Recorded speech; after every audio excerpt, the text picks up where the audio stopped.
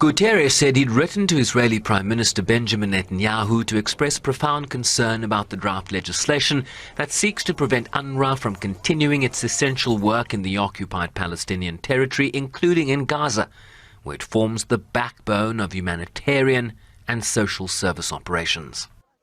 Such a measure would suffocate efforts to ease human suffering and tensions in Gaza and indeed the entire occupied Palestinian territory. It would be a catastrophe in what is already an unmitigated disaster. Let's be clear in practical terms what such a measure would mean. Operationally, the legislation would likely deal a terrible blow to the international humanitarian response in Gaza. UNRWA's activities are integral to that response. It's not feasible to isolate one UN agency from the others. It would effectively end coordination to protect UN convoys, offices and shelters, serving hundreds of thousands of people. Without UNRWA, the delivery of food, shelter and health care to most Gaza's population would grind to a halt. The General further warned that Gaza's 660,000 children would lose the only entity that was able to restart education, risking the fate of an entire generation.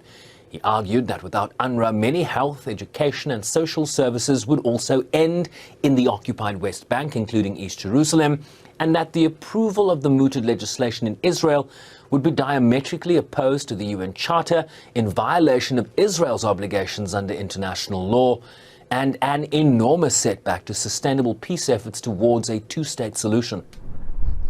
He also pointed to an intensification of Israeli military operations in Gaza's north, with about 400,000 Palestinians again under debilitating evacuation orders.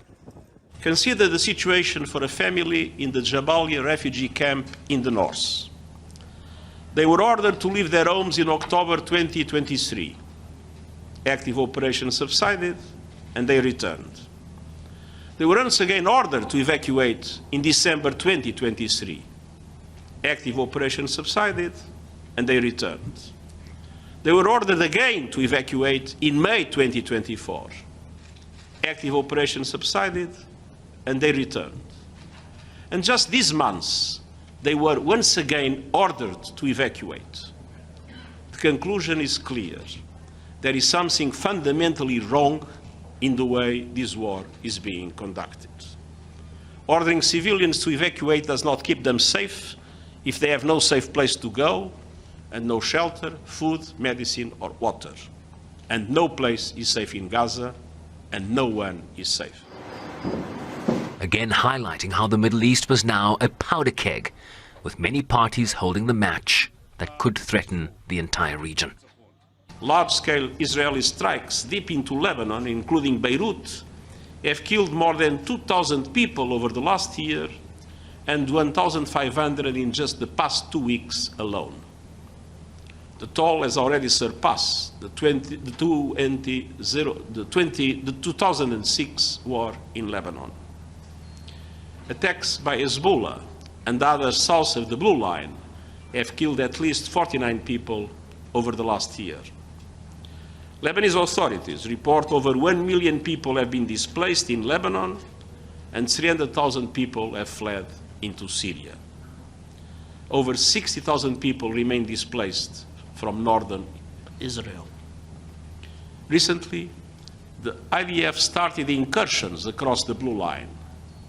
We are on the verge of an all-out war in Lebanon with already devastating consequences. But there is still time to stop.